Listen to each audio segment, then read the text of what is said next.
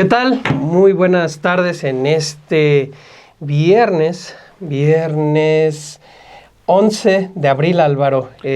Más allá de la fecha, Obed, ya es el inicio de vacaciones. Exacto, ya el lunes 13, el lunes 14 arrancan las vacaciones de Semana Santa.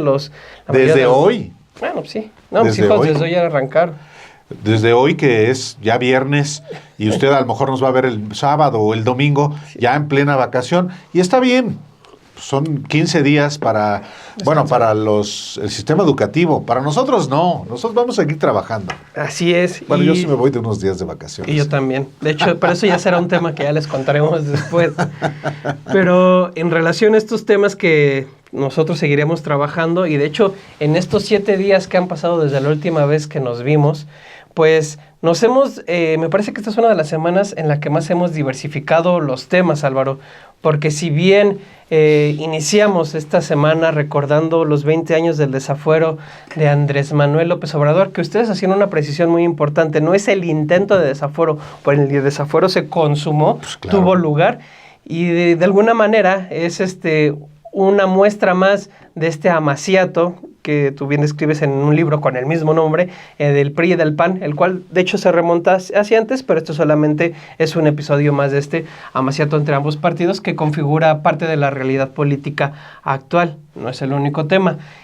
También nos metimos otras cuestiones para tenerlas muy presentes. El tema de todo lo que ha rodeado a la senadora de Chihuahua, Andrea Chávez, que desde tiempo atrás ya había reportes periodísticos y la misma realidad era evidente que la senadora estaba empleando ambulancias. Lejos de que las emplee, aquí la cuestión era ambulancias con su rostro y su nombre para dar servicios de salud.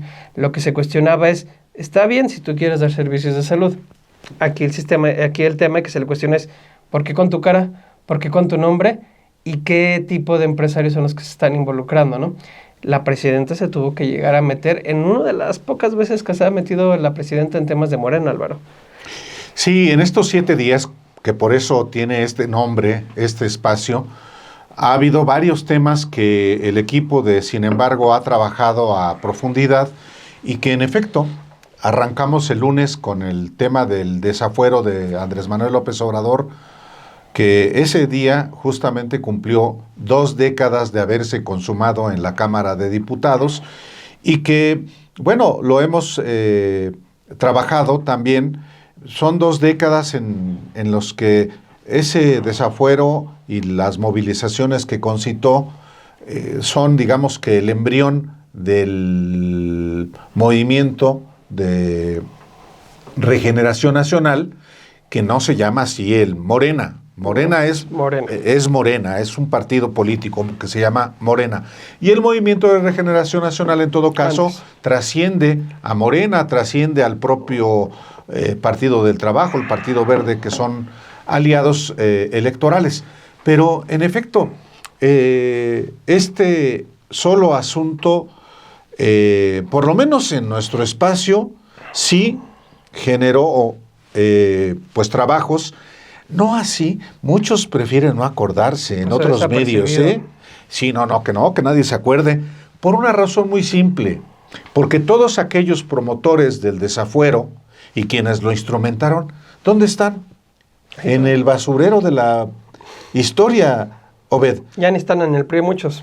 Bueno, el que fue presidente de la Cámara de Diputados en el desafuero, Mario Fabio Beltrones, hoy está más cerca del PAN, después de haber sido echado del PRI por Alejandro Moreno Cárdenas. Que de hecho es otro de los personajes en el que le hincamos el diente esta semana, porque pues sí, ya pasó el tema de la polémica de Cuauhtémoc Blanco, de que no lo desaforaron precisamente, pero ¿y Alito? No, Alito está feliz de la vida. Porque según no hay pacto, es lo que están diciendo, no hubo acuerdo, no hay nada, pero ¿y Alito? Ese es parte de los temas que tenemos obligación como periodistas y como medio de comunicación de ventilar. Así es, también hablaremos sobre el tema de los despojos. Todos vimos este video de allá en Chalco con la señora Carlota. Realmente el tema de los despojos no necesitamos contárselo, pero sí ponerlo en contexto. Es una realidad que se viven días en días. Y también tocamos el tema de dos temas muy graves. Uno de ellos, lo ocurrido con los dos compañeros fotoperiodistas, Berenice y Miguel Ángel, fallecidos en este evento en el Parque Bicentenario. Realmente hay una relación entre este evento y el incendio de la estación migratoria de Juárez, y es un nombre el que une estos dos eventos. Ahorita hablaremos también sobre eso. Y un tema bastante lamentable, una red que se están identificando ahí de abusos de menores en Ciudad Juárez, ¿no? Ciudad Juárez. Así es que quédese ahorita y iremos uno por uno.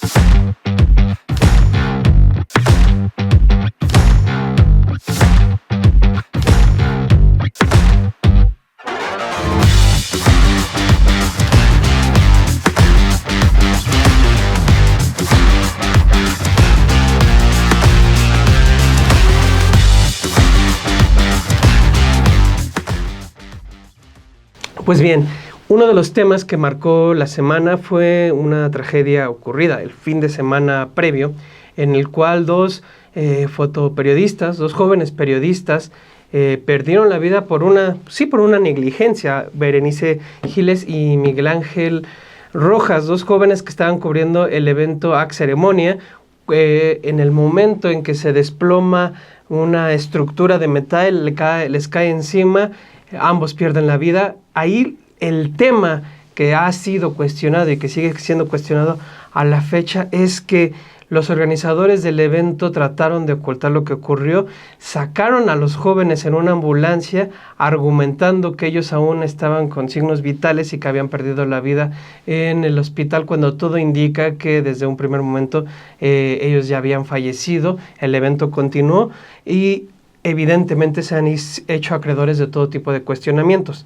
Ahora bien, les decíamos en la introducción, ¿qué tiene que ver esto con la estación migratoria de Ciudad Juárez, en la que otra negligencia, esta por unos custodios que impidieron a migrantes que bebieran agua y que salieron, llevó a un motín en el que perdieron la vida muchos de ellos? Pues bien, resulta que la concesión del Parque Bicentenario, donde fue la sede del Festival AC Ceremonia, está a cargo de una empresa que se llama Operadora de Proyectos de Entretenimiento ENLP.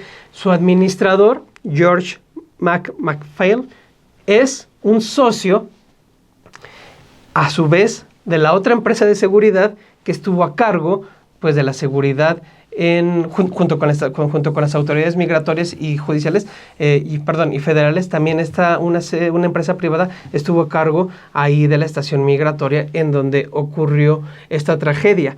De hecho, en este texto, nuestra compañera Montserrat Antunes, que se metió ahí a ver todo este tema, hablaba que ya en el Parque Bicentenario antes también había habido una tragedia similar con otro joven.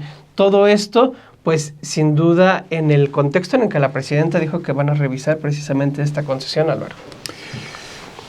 Dos tragedias que se suceden prácticamente exactamente a 2 años.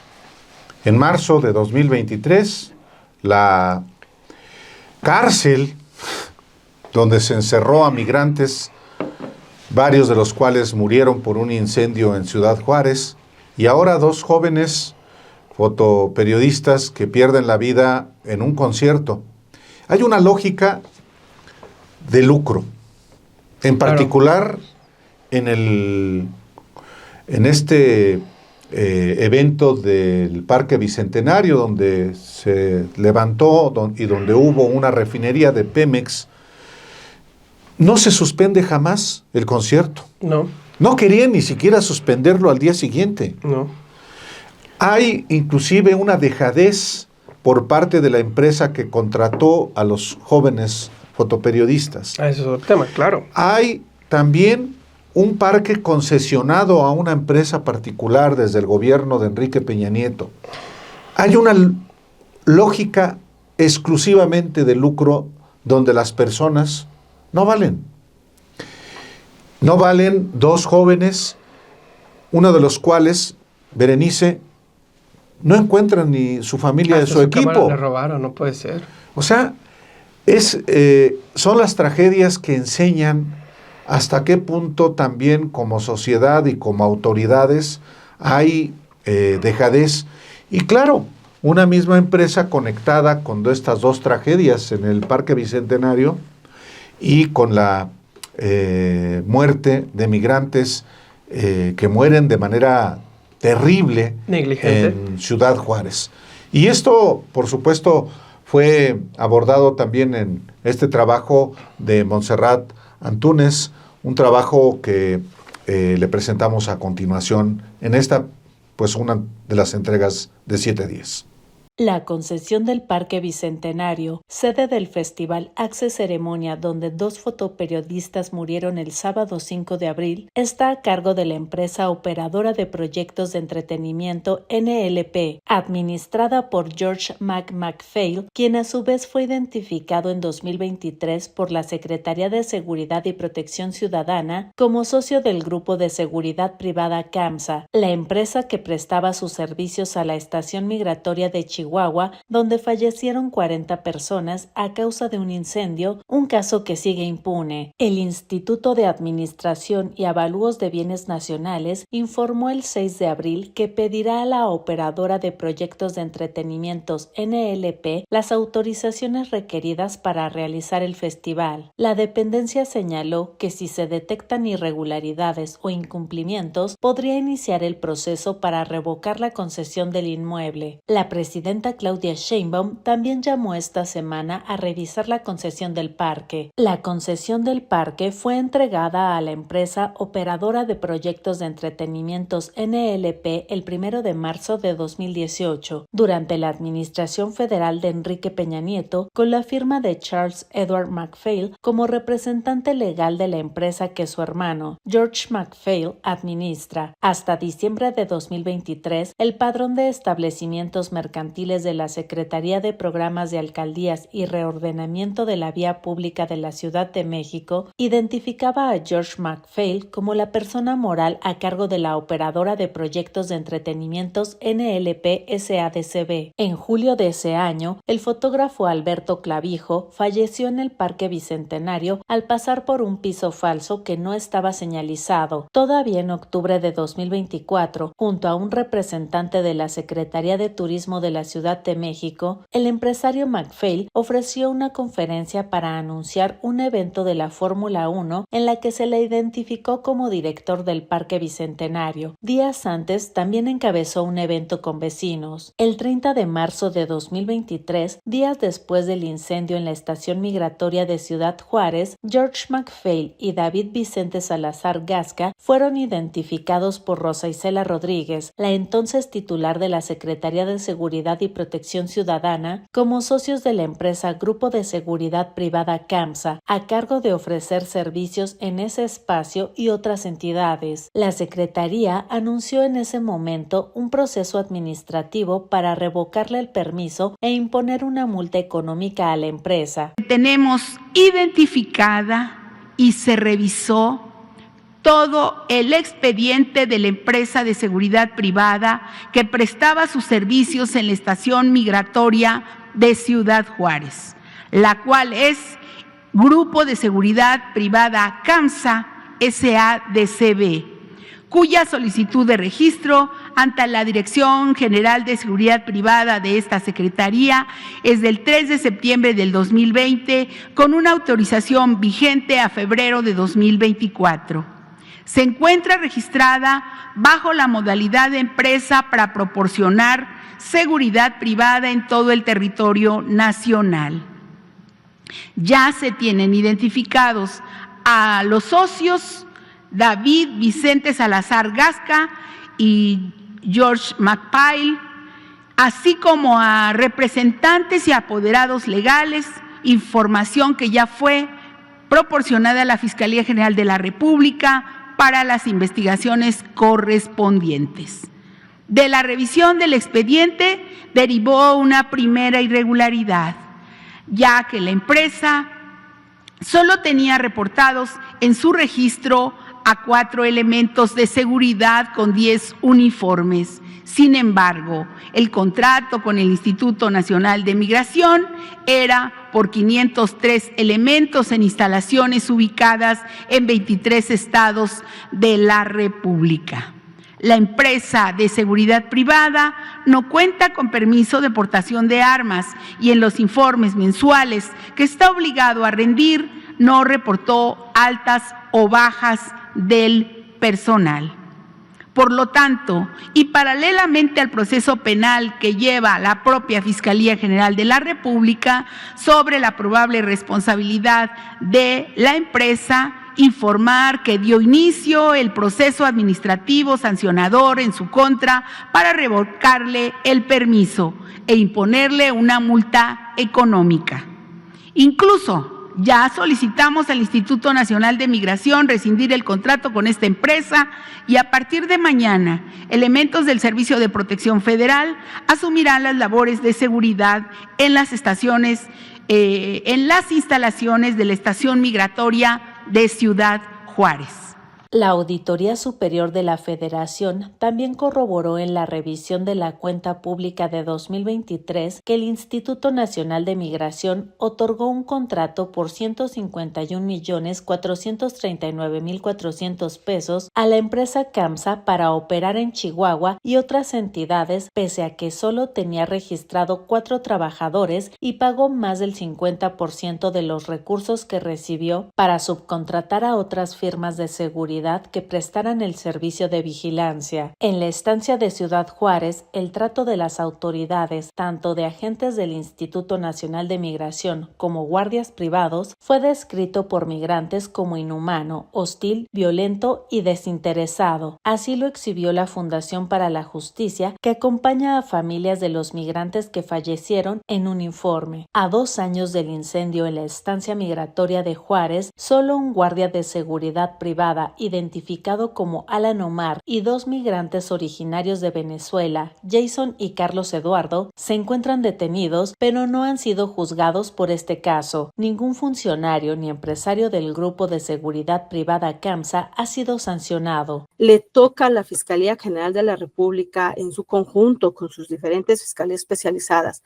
pero con la Fiscalía actual especializada relacionados de delitos relacionados con migrantes, que debe de hacer esa investigación en donde el hilo conductor de la investigación, repito, no debe de empezar ni terminar ni con los migrantes ni con los funcionarios de menor nivel, sino debe de ser un hilo conductor. Se deben de poner los lentes de la investigación de fenómenos de macrocriminalidad, donde puedan investigar de verdad, y esto de verdad es un llamado a la Fiscalía General de la República.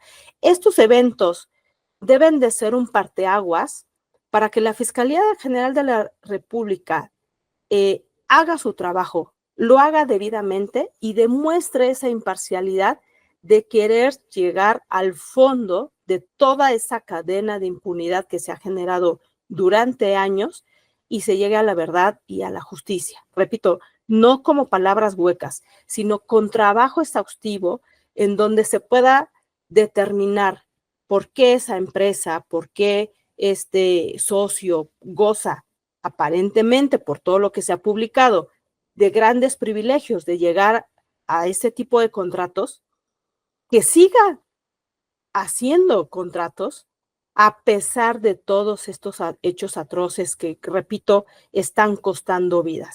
20 años del desafuero de López Obrador en la Cámara de Diputados, por supuesto que implica hacer una revisión no solamente del acontecimiento en sí mismo, sino lo que alrededor hubo, una utilización del poder público, del poder constitucional, para una trama, para hacer un lado a un rival político. Se involucraron los 3 poderes del Estado, a partir, por supuesto, del Ejecutivo, encabezado por Vicente Fox, el Poder Judicial que avaló esa estrategia ilegal y obviamente el Poder Legislativo en la Cámara de Diputados, que despojó de la protección constitucional a un jefe de gobierno electo democráticamente en México. El segundo electo democráticamente, el primero fue Cuauhtémoc Cárdenas. El tiempo ha puesto a cada uno en su sitio. Y lo abordamos Alejandro Páez y su servidor Obed en Los Periodistas a partir de dos voces que fueron protagonistas de esa trama del desafuero. Uno, pues el que era presidente del PRD, en el que militaba entonces López Obrador, Leonel Godoy. Días después sería sustituido de la presidencia de ese partido, pero él vivió como presidente del PRD el desafuero. Y el entonces senador Javier Corral, que cuenta un pasaje muy revelador de la inquina de Fox contra López Obrador. Y estas dos entrevistas las tuvimos el lunes en Los Periodistas, que a quienes vivieron y también a quienes no vivieron ese episodio de hace 20 años, pues sí les mueve muchas cosas, sobre todo después de que López Obrador concluyó su periodo como presidente de México, que ganó hasta su tercera ocasión.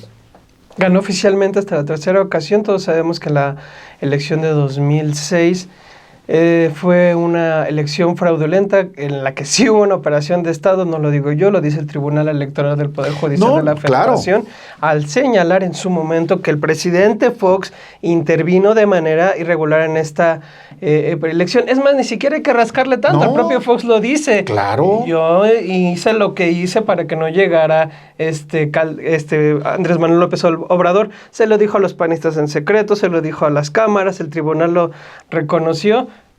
Y ahí estuvo esa elección que a su vez, parte todo del desafuero que es un año antes.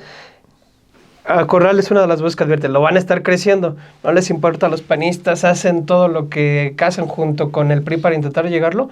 Lo cierto es que de ahí se marca un trayecto que en 2018 se materializa en Palacio Nacional. Sí, efectivamente gana la elección el López Obrador después de que hubo dos fraudes. No minimicemos el de 2012 de Enrique Peña Nieto. Sí, dinero en serio, todos esos medios que guardaron silencio, por ejemplo, sobre los 20 años del desafuero, pues favorecidos en la campaña y en el gobierno de Peña, y ya antes con Calderón, y el propio Fox también, Obed. O sea, el operativo de Estado no comenzó ni siquiera con el desafuero, comenzó, diría yo, desde los videoescándalos, claro, que fue una operación de Estado también con personajes desde el gobierno. Salinas Ceballos. Salinas, Diego Fernández de Ceballos. Entonces, pues sí, es parte de la historia y teníamos que abordarlo como lo abordamos en este trabajo. ¿Cómo se vivió desde la dirigencia del entonces partido de izquierda el proceso de desafuero y lo que ha implicado para el país 20 años después? Pues, en mi opinión, no tengo otros indicios. Lo vivimos en unidad. Aún los chuchos famosos en esa época estuvieron de acuerdo.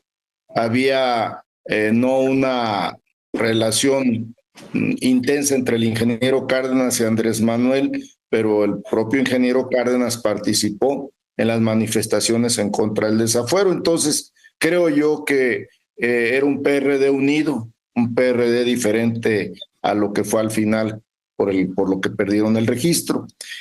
También me parece que los órganos de dirección del partido, el Comité Ejecutivo Nacional, el Consejo Nacional, estábamos totalmente a favor de Andrés Manuel y en contra del desafuero. Por eso creo yo que las movilizaciones fueron gigantescas, entre ellas la de en contra del desafuero que se realizó en el mes de abril, yo creo que la más grande en la historia del país en el Zócalo.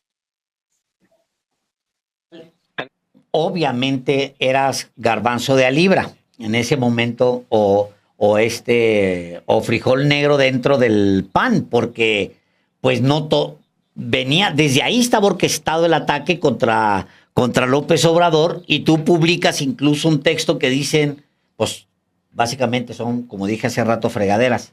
¿Cómo se vivió eso para ti en lo personal y adentro del PAN. Bueno, el PAN estuvo, aunque parecía mayoritariamente a favor del desafuero, en realidad Alejandro estaba profundamente dividido. Sobre todo en el Senado, un grupo de senadores panistas teníamos una posición muy clara en contra del desafuero, pues como una negación de todo por lo que el PAN había luchado, por toda la tradición democrática que el PAN había tenido. Nos parecía que lo único que significaba el desafuero, a partir de una causa penal muy discutible, que de hecho ni sanción el tipo penal realmente tenía, lo que se buscaba era inhabilitar a quien en ese momento aparecía como el candidato puntero en todas las encuestas. Y entonces se empezó a generar algunas protestas al interior del partido. Yo debo decirles, bueno, primero quiero saludar con mucho cariño a Leonel, porque desde hace mucho nos conocemos. Efectivamente, nosotros tuvimos esa coincidencia en el 2005, pero luego, antes habíamos tenido la oportunidad de converger, porque a mí me tocó ser candidato del PAN y del PRD en el 2004. Leonel me tomó protesta a mí como candidato a gobernador en Chihuahua en el 2004.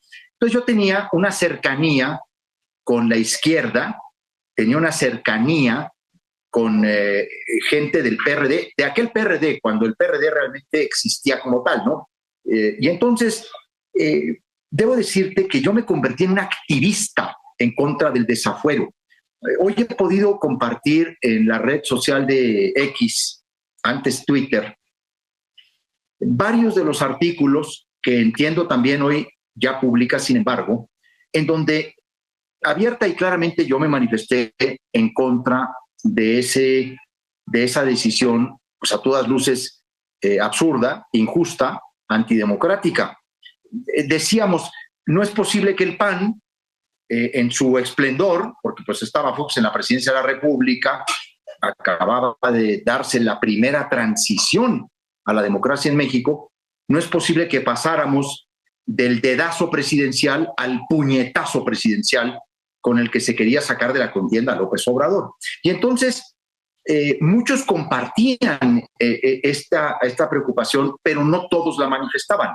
Sin embargo, un grupo de senadores firmamos un escrito llamando a los diputados del PAN a que no cayeran en ese engaño, a que no fueran parte de esa acción a todas luces arbitraria, autoritaria, y que además lo único que mostraba era el miedo, el terror que se le tenía al triunfo de Andrés Manuel López Obrador. Bueno, tan es así que a nosotros, algunos senadores, quiero recordar a uno de ellos de grata memoria para mí, que fue Felipe Vicencio Álvarez, junto con otros senadores, incluida la hermana del expresidente Calderón.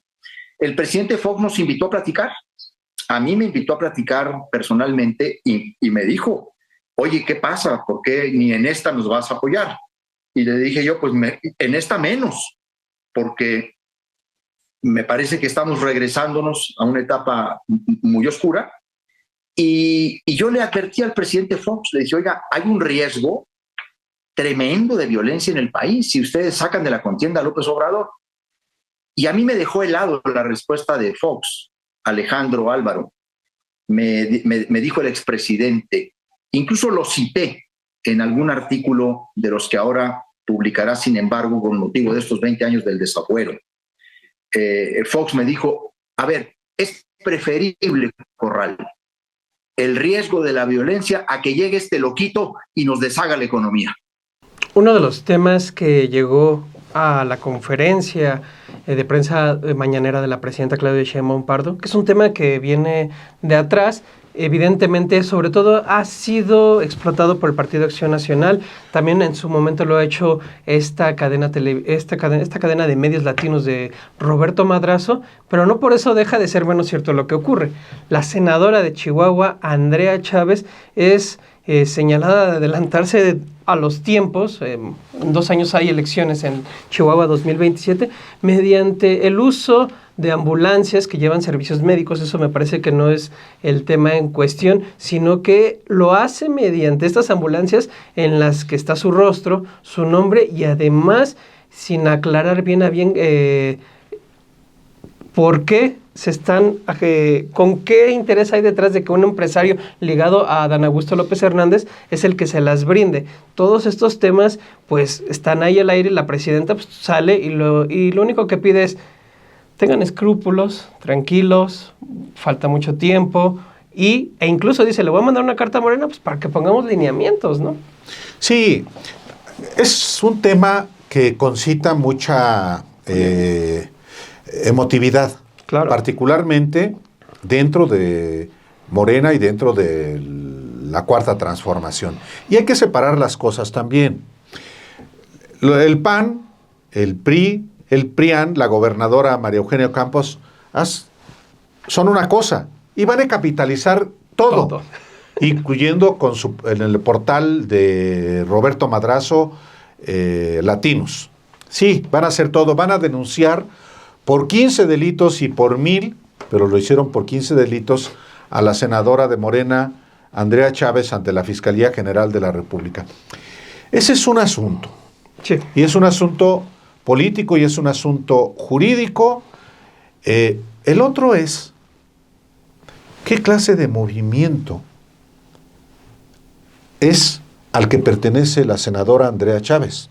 Así es. ¿Qué clase de principios guían ese movimiento? ¿Quiere ayudar la senadora Andrea Chávez? Me parece muy bien. Sí. Y si es con su dinero, está correcto. Puede hacer con su dinero lo que quiera. El tema comienza a torcerse cuando, en primer lugar, se trata de una promoción personalizada. Y por tanto, es un asunto que podría tener consecuencias jurídicas hasta en contra de ella. Sí, le podría quitar la candidatura. 1. 2. Está adelantándose a todos, y si no hay reglas, aprovechando que no hay reglas internas, Exacto. en Morena. Entonces dice, yo lo hago. Y entonces, ¿la ética política? Bueno, pero lo puede hacer porque no hay reglas. Tercero, con recursos. ¿De quién? No solamente de ella, sino, como ella misma dice, del sector privado. Se ha identificado a alguno de los patrocinadores. Bueno, ¿eso es lo que ofreció Morena? ¿Eso es lo que ofrece Morena en la Cuarta Transformación? Por lo visto no, a juzgar por la intervención que tiene la presidenta de la República. En 2 ocasiones. En 2 ocasiones, y que ella había solicitado licencia en septiembre del año pasado en el Congreso Nacional de Morena, que elige a Luisa Alcalde como presidenta. El discurso que pronuncia en aquel momento Claudia Sheinbaum es prácticamente el mismo en lo que dijo en estas 2 ocasiones en su conferencia de prensa mañanera la presidenta. Y hay que decirlo, lo analizamos, lo discutimos con el Monero Hernández, que fue quien, digamos, fijó una posición pública. Y bueno, y hay que decir una cosa también, Obed, porque he escuchado a quienes nos critican por haber abordado el tema y dicen no darle oportunidad a la senadora Andrea Chávez de exponer su punto de vista. No. Claro que yo le puedo decir, le voy a decir inclusive exactamente qué fue lo que yo le escribí a Andrea Chávez apenas, lunes o martes, ¿no? El martes. ¿Qué le escribí a Andrea Chávez? Bueno, estoy aquí buscándola, perdóneme usted, pero es importante dejar claro que no es un asunto de... No es algo personal o de linchamiento de alguien. Al contrario. El martes a las 12 del día con 35 minutos le escribí: Andrea, buena tarde. Nos proponemos abordar en Los Periodistas el tema de la carta que la presidenta Claudia Sheinbaum anunció hoy que te involucra expresamente a ti. Te solicitamos entrevista al respecto. Muchas gracias, como siempre. Es la solicitud. Hora y media después, a la 1:37 p.m, recibo la llamada de la senadora Andrea Chávez y me dijo que aprecia mucho la invitación a la entrevista, pero que no va a hablar públicamente al respecto. Que se queda con el consejo de la presidenta para que no se vea como algo protagónico de su parte. ¿Correcto? Con eso abordamos el asunto como se debe abordar un asunto de interés público como es el caso, y fue el martes y luego lo abordamos el jueves también. Exacto. Entonces, es parte de un asunto que te tiene que discutir. Claro, porque, a ver, aquí la cuestión es, pertenecen a un movimiento, a un partido. ¿Cuándo tú viste a Andrés Manuel López Obrador promocionando algo con su cara, fuera de tiempos electorales, con su cara, con su nombre y demás? Yo que recuerdo, era pequeño cuando estaba en la Ciudad de México, no recuerdo algo así. No. Ni la presidenta en su momento, casi como jefa de gobierno. Claudia, pues sí, como jefa de gobierno sí desplegó, solicitó licencia y desplegó, sí hubo espectaculares, también eso es importante. No, pero me refiero como en antes, digamos, eso fue ya en el proceso interno de Morena, ¿no? Sí. Pero antes de ese proceso. No, porque no tenía una Exacto. prohibición, Exacto. Efectivamente. Y tenía una prohibición no solamente de carácter jurídico, también de carácter moral. Es decir, no nos adelantemos. Es que faltan 2 años. Pues son 2 años. Pues es lo que te digo. O sea, ¿quién lo ha hecho esos 2 años? Pues no. Y está bien, o sea, entiendo la idea, porque he escuchado a la senadora en distintos espacios, y es que yo quiero porque allá como no hay este sistema de IMSS Bienestar, porque no se suscribió la gobernadora Maru Campos, dice que ya está empleando estas ambulancias para llevar salud, está bien. Yo lo único que siempre me pregunto es, ¿pero por qué, pues, la cara? Su rostro gigantesco en las ambulancias. Es una promoción. O sea, ahora, ¿hay una ley que le prohíba eso? Se puede tipificar como actos anticipados de campaña. Y la van a usar los panistas, indiscutiblemente. En un estado panista. Claro, sí. Claro. Pero el asunto no es ese. El asunto es más de carácter moral. También, pero no hay reglas. Nada me prohíbe como militante de Morena promoverme. Pues no, eso también tiene razón. Pero, entonces, ¿no que eran diferentes?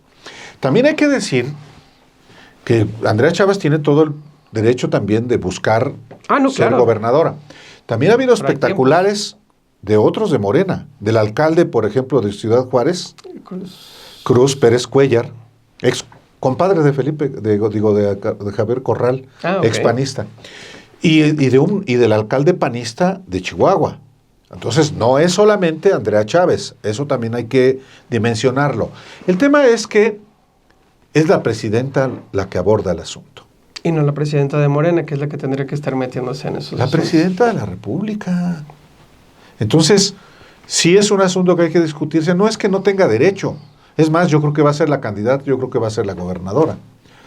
Pero también debe haber un escrúpulo personal, un escrúpulo político de actuar de manera correcta.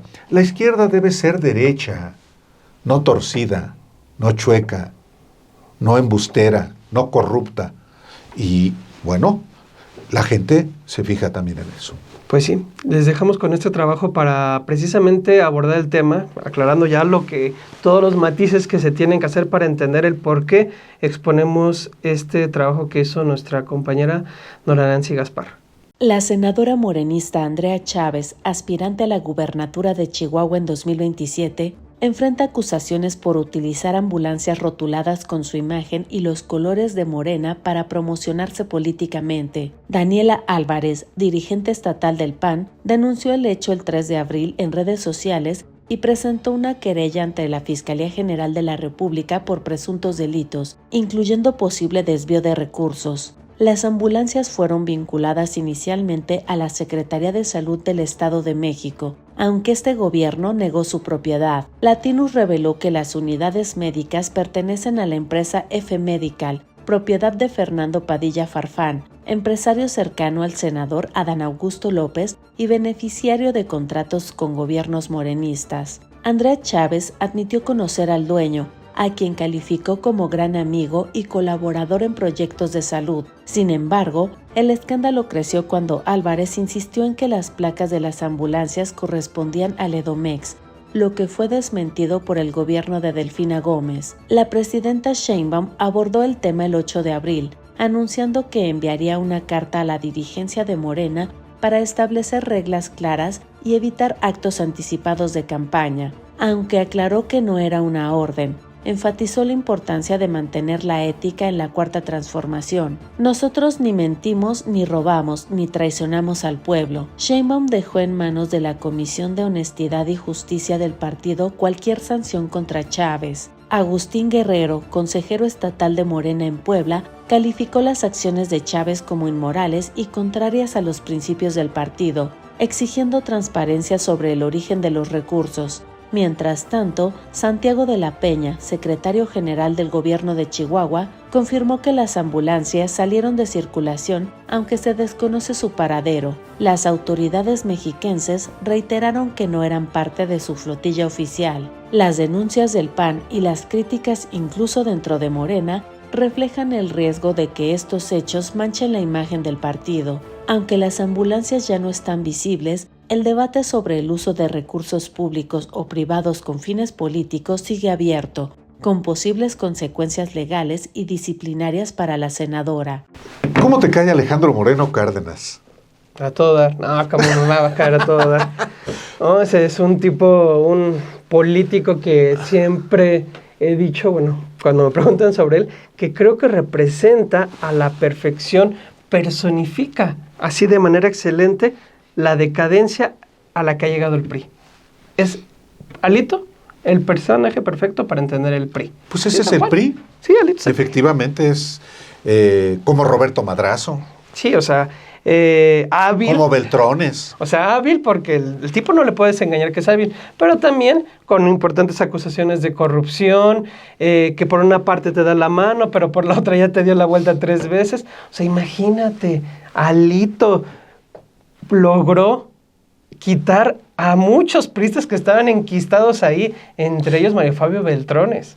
Sí, y otros ya mejor se retiraron, no antes de Osorio Chong. Osorio Chong, o sea, estamos hablando de los cacicazgos, ¿no? Claro, expulsó a otro personero, el porro de Roberto Madrazo, Ulises Ruiz. Ulises Ruiz. Entonces, creo que ahí hasta hubo balazos en un momento ahí en... Sí, no, pues son gángsters. Sí, gángsters. Yo recuerdo a Ulises Ruiz, exgobernador de Oaxaca, como el golpeador de Roberto Madrazo en Tabasco, en Michoacán. Estoy hablando de los años del salinismo, puro mapache electoral, ladrones, literalmente. Bueno, Alito no es diferente.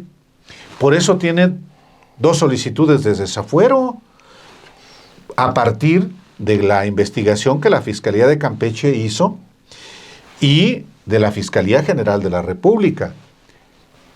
Pero tiene Morena hoy la mayoría, tanto en la sección instructora, que es el órgano de la Cámara de Diputados que procesa los desafueros, como el que enfrentó y libró Cuauhtémoc Blanco, y el de Alito. ¿Por qué no ha procedido?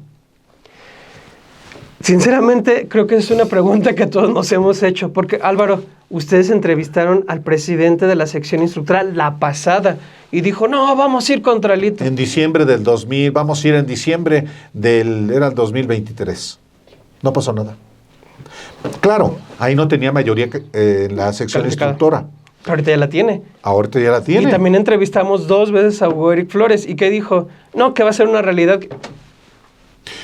Esta es parte también de cálculos políticos, obviamente, de Morena, le sirve más a Morena, un presidente del PRI de la reputación de Alejandro Moreno Cárdenas. Pues sí, ¿y la congruencia? ¿Otra vez? Es que ese es un tema importante, porque entonces, pues si prevalece el interés político de lo que puedan obtener de un tipo de esa calaña, insisto, si ya traicionó hasta los del propios del PRI, ha traicionado a los del PAN, ha traicionado a los del PRI, ha traicionado a los del PRD, no sé, yo creo que hasta su sombra la ha de haber traicionado, y aún así Morena cree que es un interlocutor válido. Bueno, a lo mejor es muy astuto Alito, dice, es que buscan acallarme para que no denuncie que vivimos en una dictadura. Quieren callarme, pero no lo van a lograr porque yo tengo experiencia en todo y les puedo enseñar a cualquier morenista lo que es ser eficiente. Bueno, está el discurso, que es mentiroso, porque, pero es un discurso muy eficaz para lograr que no le haga nada. Yo estoy sorprendido en verdad con Alito. En su momento llegué a analizar cada una de las dirigencias del PRI en los últimos 20 años con base a los resultados. Muchísimos, el caso del propio Manlio Fabio Beltrán en 2016, que le fue mal. Pero por muchísimo menos mal, a comparación con Alito, pues no es nada. O sea, sí perdió territorios clave, pero Alito básicamente ha perdido todo. No. Bueno, en el 2015, cuando presidía Beltrones el PRI, se perdió gubernaturas importantes. Pero hoy, ¿cuántas gubernaturas tiene el PRI? Tienen Durango y Coahuila, ¿no? No tiene ninguna. Con el PAN. Esa es con alianza, pero no tiene ninguna. Como PRI. Ah, no, nada. Ya no hay ninguna. Entonces, sí se pueden contar esas dos. Sí, que también no te dicen mucho. Además, Coahuila y Durango, ¿no? O sea, sin hacerlo menos, me refiero en temas electorales, en temas de voto o de presencia territorial, por ejemplo, el Estado de México era la entidad más poblada, pues tenía un importante peso electoral, Así ¿no? es. Pero, bueno, Alito fue electo en el PRI hasta el 2029. Pues a ver si llegas hasta allá al PRI. No, digo, falta la elección intermedia. Con 3% de votos la libra. O sea, imagínate el PRI, ¿quién hubiera pensado que iba a llegar a un momento Yo creo que la va a librar. Con un 3%. Y Alito puede seguir usufructuando y va a ser candidato presidencial del PRI en el 2030. Pues ¿quién le va a decir que no? El partido es él. Por eso es importante hablar de Alito y por qué no se le ha desaforado. Vamos a ver este trabajo.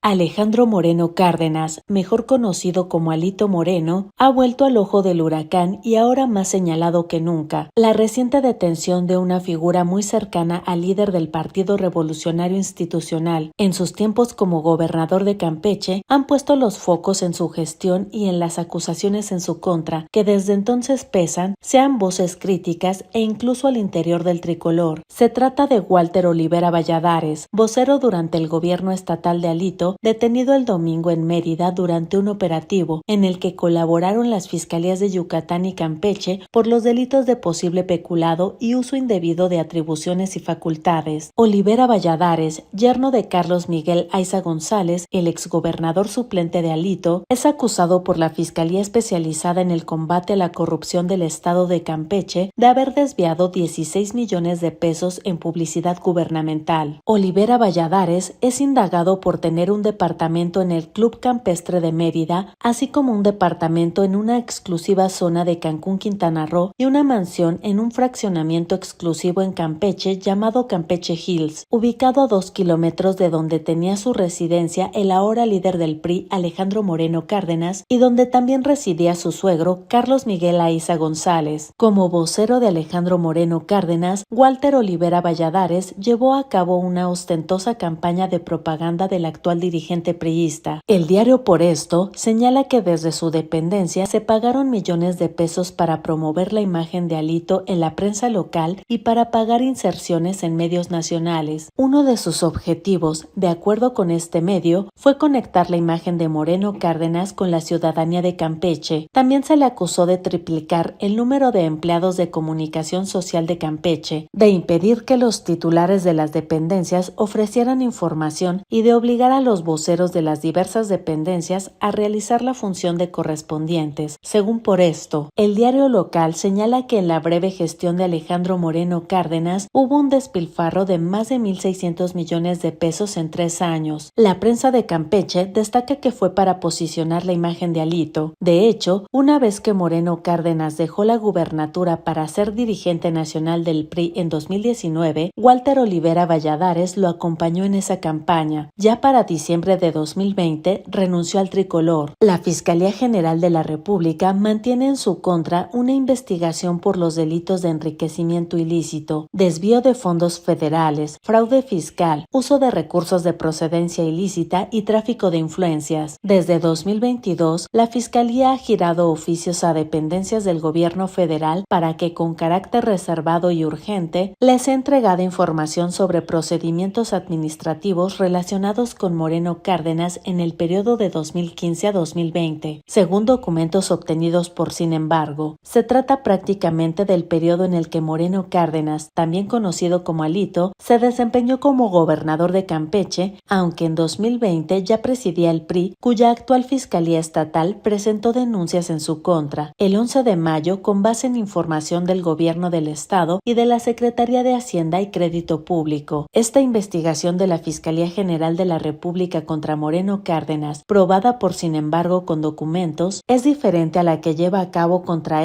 la Fiscalía de Campeche, también por presunto enriquecimiento ilícito, delito que se castiga hasta con 25 años de prisión. ¿Qué pasó con el desafuero de Alejandro Moreno Cárdenas? El 3 de septiembre de 2022, el Pleno de la Cámara de Diputados aprobó la integración de la sección instructora que debía analizar la procedencia de la acción penal y la pérdida del fuero del entonces diputado federal Moreno Cárdenas. A partir de ese momento empezaron a correr plazos clave, pero el caso se enfrió en un primer momento porque fue una diputada del PRI, Yolanda de la Torre Valdés, cercana a Alito, quien presentó la iniciativa que permitió la reforma constitucional, respaldada por el tricolor, para mantener la presencia de las Fuerzas Armadas en labores de seguridad pública hasta el 2028. El diputado morenista Hugo Eric Flores, actual presidente de la Comisión Jurisdiccional de San Lázaro, dio a conocer que en la primera semana de marzo se reuniría esa instancia para marcar la ruta del juicio de procedencia de la acción penal contra el ahora senador priista. Unos días antes, en entrevista publicada en Sin embargo, Flores Cervantes dijo que promovería que fueran descongeladas las peticiones de desafuero en contra de Moreno Cárdenas, de la ministra presidenta de la Suprema Corte de Justicia de la Nación, Norma Lucía Piña Hernández, y el fiscal Alejandro Gertz Manero, entre otras. La sección instructora es una instancia integrada por 4 diputados miembros de la Comisión Jurisdiccional, que tiene a su cargo practicar todas las diligencias necesarias para la comprobación de la conducta o hecho de responsabilidad política y penal de algún servidor público. En octubre, el Pleno de la Cámara de Diputados aprobó la integración de la sección instructora de la 66 legislatura, la cual está presidida por el diputado Hugo Eric Flores. Lo acompañan Adriana Belinda Quirós Gallegos, de Morena, Germán Martínez Cázares, del PAN, así como Raúl Bolaños Cacho Cue, del Partido Verde.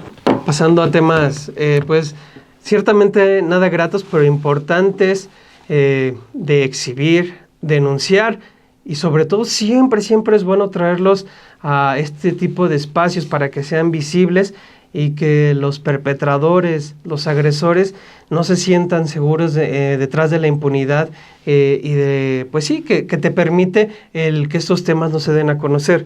Nuestra compañera Romina Gándara publica este viernes un reportaje en el cual da cuenta cómo 5 guarderías, 4 subrogadas del IMSS y una del ISSSTE, han cerrado sus puertas allá en Ciudad Juárez por distintos casos de abuso sexual contra menores. Estamos hablando que son menores de 5 hasta 1 año. En verdad es doloroso hablar sobre esto, pero es importante darlo a conocer porque los agresores, los perpetradores siguen libres y lo que los padres están exigiendo es que no sea así, que vayan contra ellos, que se les detenga y que enfrenten la justicia.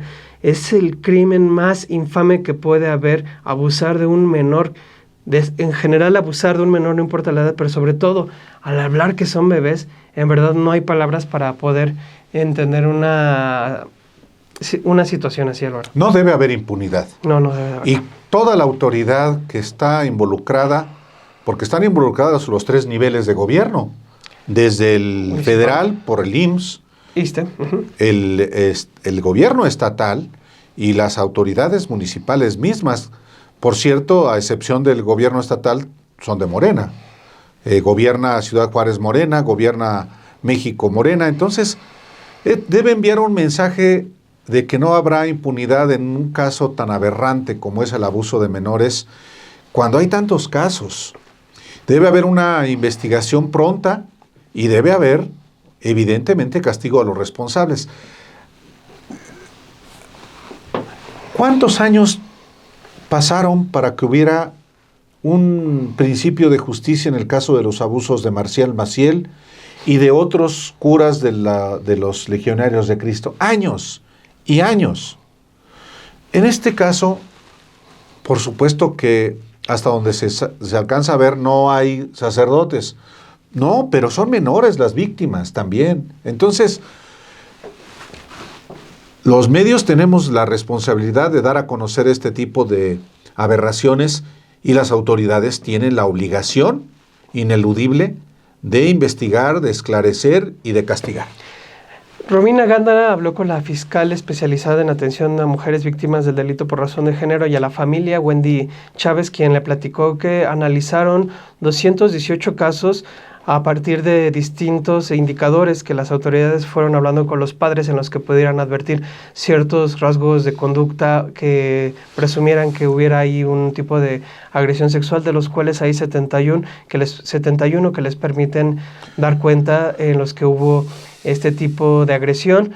Los padres mismos son los que han salido a denunciar y en este caso, pues como bien dices, Álvaro, pues lo primero que debe haber es llevar a los responsables pues, para que no sigan abusando de más menores y a las autoridades que resulten responsables, ya sea por acción o por omisión prácticamente.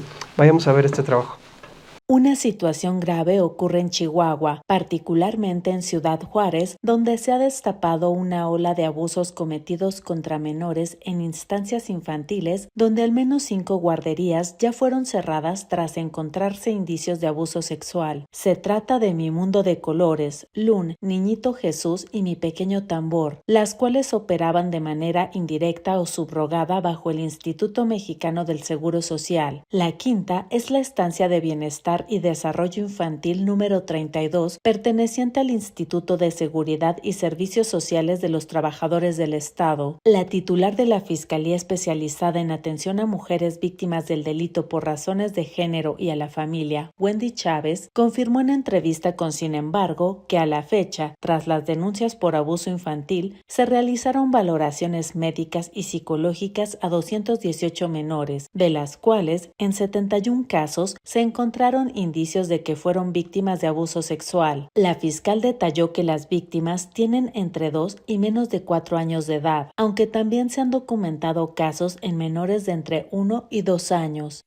Ha sido un tema que nosotros hemos estado abordando en las últimas semanas, casi el poquito más del mes. Hasta el momento hemos hecho una revisión de más de 200 niños y niñas, como 218, 219. Intervenciones de orden médico y de carácter psicológico con el objeto de verificar si han sido posibles víctimas de la comisión de algún delito, preponderantemente de orden sexual, pero también de alguna cuestión que implique maltrato. En ese aspecto, de todo este universo de niños y niñas que se han hecho intervenciones, se ha podido determinar indicios que nos permiten establecer la posible comisión de un delito en perjuicio de estos niños y niñas en 71 casos. mismos que se han aperturado carpetas de investigación por ese motivo. Y la mayoría de los asuntos son delitos de orden sexual. En algunos hay concurrencia de otras figuras delictivas como maltrato infantil o violencia familiar, pero son 4 casos, me parece, por maltrato infantil y 1 por violencia familiar.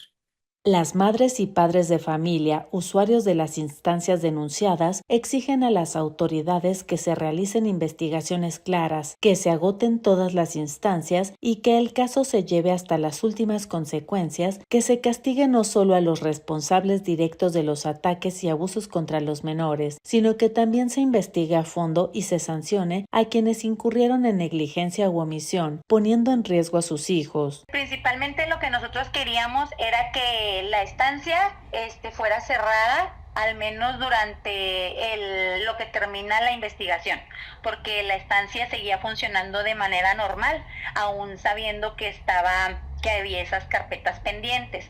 Eso ya es como que una pequeña batalla que logramos, pero lo que queremos pues es en realidad que no le den carpetazo al asunto y que no quede en simple y sencillamente que digan, no, seguimos investigando y que no pase de ahí.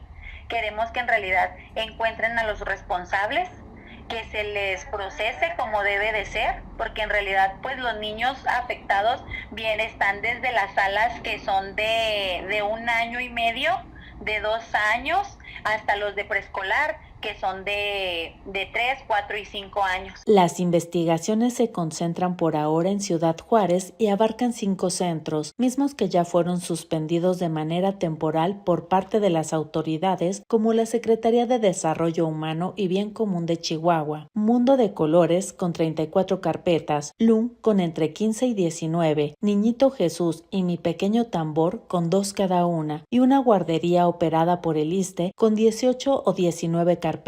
Sobre esta última, la fiscal Wendy Chávez dijo que se mantiene en coordinación con la Fiscalía General de la República para analizar la posible declinación de competencia, dado que se trata de una institución federal.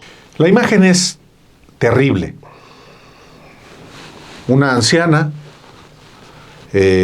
dispara contra, primero, un joven que cae abatido, luego contra otro y los mata. Ocurrió en Chalco, en el Estado de México. Esa adulta mayor está presa junto con sus 2 hijos, una mujer y un hombre. ¿Qué detona esta conducta? Un despojo o un presunto despojo en el Estado de México, una entidad que gobierna ya Morena y que en uno de los municipios, por cierto, más poblados del estado, del país y del Valle de México. Pero no es el único caso, Obed. No, nuestro compañero Manuel González pues se metió a ver precisamente algo que, digo, no es un secreto para nada y todos sabemos, conocemos de algún caso, porque es bastante conocido de que llegan, entran a las casas, cambian cerraduras y se quedan ahí. Pero, ¿qué cifras hay? ¿Cuál es, digamos, la estadística oficial? ¿Hay una evaluación? ¿Hay información a partir de la cual se puedan ir tomando medidas? La hay, las propias cifras del Secretariado Ejecutivo del Sistema Nacional de Seguridad Pública, que hay que decirlo, mucha de esa información es la que está contenida en carpetas de investigación de cada una de las fiscalías del país. Reporta en algo así como 13 casos de despojo diarios, Álvaro, en propiedades. Recordemos que también eso hay una cuestión que lleva eso. En el gobierno Fox, Calderón y Peña se da este boom inmobiliario de estas casas que prometen una nueva vida, que son casas que prácticamente están alejadas de todos los centros urbanos y de servicios. Muchas personas obtienen estas viviendas, las pagan, pero al estar lejos de sus lugares de trabajo, pues se van, pues no se van a vivir ahí. ¿Qué es lo que sucede? Son casas que quedan ahí, pero son de ellos las pagan, es su patrimonio. Y llega alguien y se apodera de ellas. Y se le hace fácil, pues yo ya vi que está abandonada, me meto ya. Y es un delito de despojo. Pues claro. Es un fenómeno que por supuesto ocurre no solamente en el Estado de México, en la Ciudad de México o en Oaxaca, donde hace poquito también publicamos. Es en el Estado de México y es un asunto serio. Sí, porque en este caso que se ha dado a conocer, se daba que eran pertenecientes a estos distintos grupos de paracaidistas que llegan y eso. Pero también nuestro compañero Manuel González habla sobre un caso en el que presumiblemente también está detrás el crimen organizado, ya tiene otro tipo de implicaciones. Sin duda es todo un tema, incluso en su momento en el Estado de México se buscó crear un aparato específico para atender este problema, no sirvió, ciertamente. Es una situación que existe, que es real y a la cual se tiene que atender, porque como dices, no solo es del Estado de México, ahora se ha visibilizado por esto ocurrido, pero tan es como en Oaxaca, ha habido casos en Jalisco, en la propia Ciudad de México, es algo real y pues nuestro compañero Manuel González preparó este trabajo. El caso de doña Carlota, una mujer adulta mayor que asesinó a balazos a un joven y a un hombre adulto e hirió a otras 2 personas en una disputa por la propiedad de un inmueble en Chalco, Estado de México, echa luz sobre un problema que sufren miles de familias al año en la entidad, el despojo de propiedades, y como es un delito que aunque ha crecido en los últimos años, poco o nada se ha hecho para perseguirlo y castigarlo. En todo el 2024 se registraron 4.936 casos de despojo en el Edomex, de acuerdo con cifras oficiales del Secretariado Ejecutivo del Sistema Nacional de Seguridad Pública, la cifra más alta en un lustro y un promedio de 13.5 despojos diarios. Pero esos números son apenas los que se denuncian, y el delito es uno que por sus características no siempre se denuncia. El mismo año pasado, por ejemplo, en otros delitos contra el patrimonio, el Secretariado recaba 16.348 casos en 12 meses. México en general reportó 28.364 casos de despojo en 2024, es decir, 77.7 casos diarios. El delito disminuyó ligeramente con respecto a 2023, pero en el caso del Edomex solo ha sabido aumentar. Con respecto al año anterior, los casos crecieron en la entidad mexiquense, pues en aquel año se registraron oficialmente 4.886 casos, prácticamente más de 400 casos al mes en los últimos 24 meses. La tendencia ha venido creciendo en el Edomex. En 2022 fueron 4.752 casos. En 2021 se elevó hasta los 4.921 despojos en el año. Incluso en 2020, el año de los confinamientos masivos por la pandemia de COVID-19, las cifras estuvieron elevadas. Fueron en total 4.559 casos en 12 meses. Nemesio Oseguera Cervantes, alias El Mencho. Hace unos días se hizo viral, evidentemente por las implicaciones, en un concierto que se hizo en un auditorio de Telmex en la Universidad de Guadalajara, en el que se proyectó la imagen de este criminal, este capo, líder del Cártel Jalisco Nueva Generación, y que dio pauta pues, a que la propia presidenta pidiera que se investigara ese tema. La UEDG se desmarcó de lo ocurrido. La propia Fundación Telmex hizo lo mismo. A la banda que llevó a cabo esto se le canceló, me parece que la visa en Estados Unidos. Es interesante saber cómo existe todo este tema de apología, en general al crimen organizado, pero aquí lo que nosotros nos preguntamos, en específico nuestra compañera Nancy Gómez y nuestro compañero Manuel González, es la apología que existe alrededor de este hombre llamado el Señor de los Gallos, por su gusto, en relación a los palenques, las peleas de gallo. Pero Álvaro, ¿realmente qué tanto se sabe del Mencho? Es prácticamente una figura que ha pasado desapercibida. Hay un puñado ahí de fotos de él de cuando era muy muy joven. Ya cuando es adulto realmente son fichas criminales. Y lo que hay en torno al Mencho es un misterio. Se hablaba incluso que había fallecido, después de que no, que está enfermo del riñón, que se hace diálisis, que no, que sí. Y aún así es hoy por hoy en la cabeza, hasta donde se sabe, de una agrupación criminal con presencia a lo largo del territorio en Estados Unidos e incluso a nivel mundial. Bueno, su esposa acaba de salir de prisión. Imagina. Su hijo está por ser sentenciado en Estados Unidos. Una de sus hijas libró también, estuvo allá y fue liberada, y la otra hija también vive allá en Estados Unidos. Pero Nemesio Oseguera, alias El Mencho, es un personaje fantasmal. Es un individuo nacido en Michoacán. ¿En Aguililla, Michoacán? Aguililla, Michoacán, que es en la tierra caliente michoacana. un municipio que la primera referencia que tuve hace muchos años fue porque Cuauhtémoc Cárdenas reclamó al ejército que hubiera ingresado de manera violenta en la cabecera municipal. Fíjate, cuando era gobernador Cuauhtémoc Cárdenas. ¿Quién es el Mencho? Pues solamente existen 2 fotografías que yo recuerde, Alejandro. Una muy joven, efectivamente, como tú dices, y otra ya más adulto. Pero es el personaje que controla este cártel Jalisco Nueva Generación, nacido en Jalisco en 2010. En realidad comienza su accionar en el 2011 y se expande de Jalisco a prácticamente todo el país y más allá.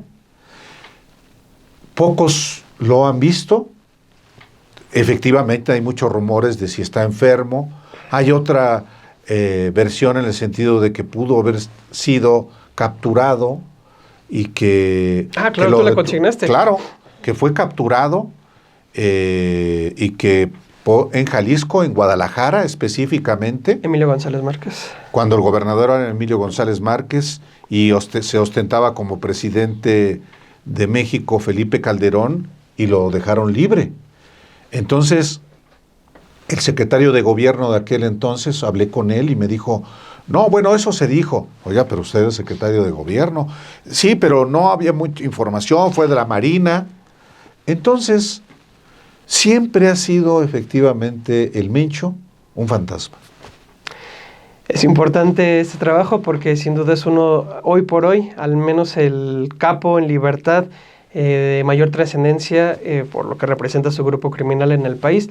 Los dejamos con este trabajo de nuestros compañeros Nancy Gómez y Manuel González. Los integrantes de la banda musical mexicana Los Alegres del Barranco proyectaron imágenes que enaltecían a Nemesio Ceguera Cervantes, alias El Mencho, líder del cártel Jalisco Nueva Generación. Lo hicieron primero en Zapopan, Jalisco, y un día después en Michoacán. El caso se hizo viral en redes sociales. La respuesta de los aficionados fue de júbilo, no de rechazo. Esto ocurrió apenas unos días después de que un campo de reclutamiento y de exterminio del cártel Jalisco Nueva Generación fuera hallado en Teuchitlán, a unos minutos en automóvil de Zapopan. El caso provocó la reacción del gobernador de Jalisco, Pablo Lemus, de la Universidad de Guadalajara, que es dueña del auditorio Telmex en Zapopan, del rector e incluso de la presidenta Claudia Sheinbaum. No debería de ocurrir eso, imagínense, no está bien, que se haga una investigación, no es correcto, dijo al ser cuestionada por la polémica. Las fiscalías de Jalisco y de Michoacán investigan ahora el acontecimiento y adelantan que estudian la posible apología del delito y del narcotráfico en contra de los integrantes de la banda. El Departamento de Estado de Estados Unidos ofrece una recompensa de hasta $15 millones por Nemesio Ceguera, quien desde 2009 ha estado al frente del cártel Jalisco Nueva Generación, una organización criminal con presencia alrededor del mundo y que es responsable de parte de la violencia que azota el país. Estados Unidos lo considera el mayor traficante de cocaína, heroína y metanfetamina en México, y en los últimos años se sabe que ha incursionado en el tráfico de fentanilo hacia este país. Washington señala que bajo el liderazgo de Oseguera Cervantes, el cártel Jalisco Nueva Generación ha sido responsable de numerosos homicidios contra grupos rivales de narcotraficantes y agentes del orden mexicanos. Pues ya. ¿Acabó? Sí, vámonos a tomar unas heladas porque es viernes. No, estoy bien. Bueno, dicen que cura eso, ¿no? Sí, tú no te puedes tomar ni... No.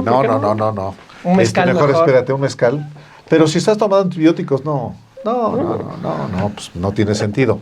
Pero, pues ese ha sido 7 días de este viernes y le agradecemos que nos haya acompañado. El próximo viernes, 7 días también. Sí, no estaremos en nosotros. Viernes Santos. No estaremos nosotros, nos suplirán aquí, pero no se preocupe. El 18 habrá 7 días. El 25 te tocará ir a buscarme sustituto y Correcto. ya después regresaremos aquí con toda normalidad.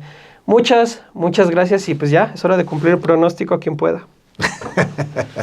Buenas tardes. Buenas tardes.